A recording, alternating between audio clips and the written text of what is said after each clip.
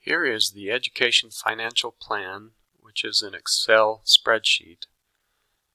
And in this spreadsheet, we've got years 1, 2, 3, and 4. And you're going to estimate your costs, which go over here on the left, and also your sources of funding, which go over on the right. And we've already put in some numbers that are typical expenses, but you'll want to change those according to your own circumstances.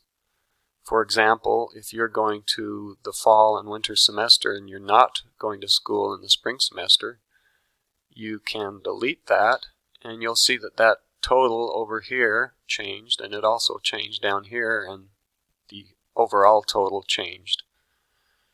And so in the spring semester, if you're not going to be here, you may still want to keep your health insurance. If you're staying in Rexburg but not attending, then you would not have book expenses.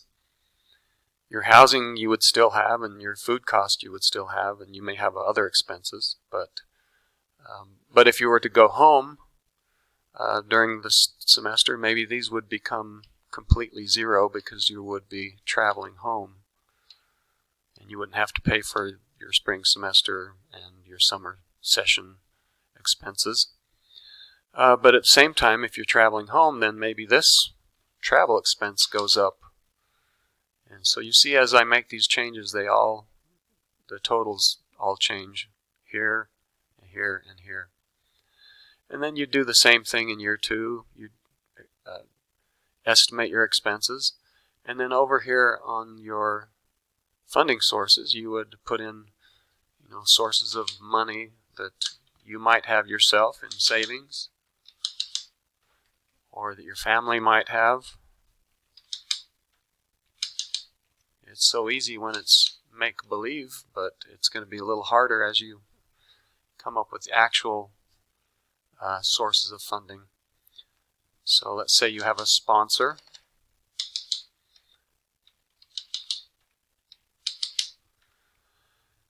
And you see that you're not quite up to where you need to be. The funding sources need to be more, at least as much or more than your expenses. So you'll want to adjust that, and you'll want to do the same thing for year 2, year 3, and year 4. There's notes here that just explain a little bit more. I've already explained the first one. And then if you take more than a 5-month break from your education, you may have to pay that SEVIS fee again. In fact, you definitely will have to. So I put it in here every year.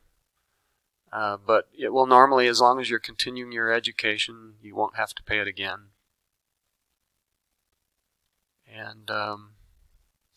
And then just one of the third note is that just the note that you do have to account for your off semesters when you're not going to school.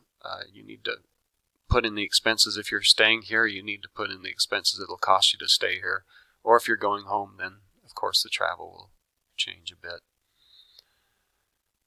And then if you have dependents, a spouse or children, you're going to want to add cost in this table. The recommended cost is $2,500 per dependent per year, but that could vary, and you could use your own discretion on what that will cost you there. We also have a few notes on the second page. Simply that the grand total expenses needs to be less than or equal to the grand total funding. And then just a note that tuition is different for students that are not members of the church. So that's just a very, very brief overview of how to use this Excel spreadsheet. And I wish you luck as you figure out your 4-year plan.